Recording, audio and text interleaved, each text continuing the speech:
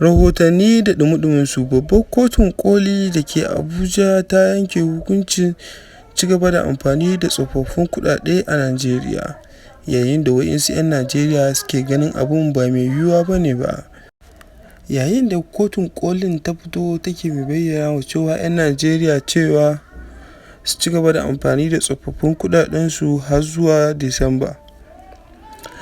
Bayan yiwuwar haka ne waɗansu 'yan Nijeriya waɗanda suke amfani da tsofaffin kuɗaɗen, wanda suka ɓoye tsofaffin kuɗaɗensu, waɗanda suke ci gaba da karɓar tsaiko wajen ɓoye tsofaffin kuɗaɗensu, a yanzu ne suke mai farin ciki cewa mai girma shugaban ƙasa ya yi musu mai yiwuwa.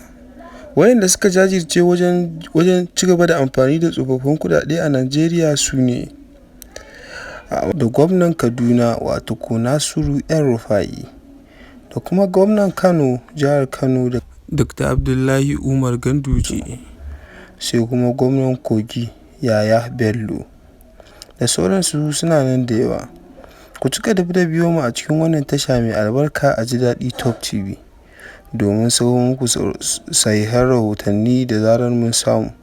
Ku danna mana subscribe, ku danna ƙararrawa domin sanar da ku sababbin rahotanni da zarar sun zo.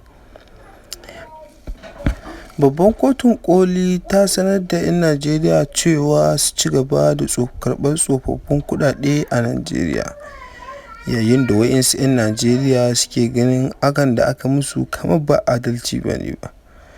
Kwanakin baya mai girma shugaban ƙasa ya fito ya jaddada wa 'yan Nijeriya a daina karɓar tsofaffin kuɗaɗe, yayin da waɗansu 'yan Nijeriya suka shiga halin haula'i har mai girma shugaban ƙasa ya fito ya ce musu suna yin haka ne ba don komai ba sai don tattalin arziki ya ƙara yaɗuwa a ƙasa baki ɗaya.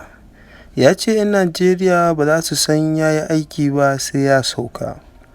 Mai girma shugaban ƙasa Muhammadu Buhari ya faɗi wannan jawabi ne yayin ganawarsa da manema labarai. Duka dai a nan muka kawo ƙarshen wannan rahoto na wannan sati. Ku ci gaba da biyo mu a cikin wannan channel mai albarka.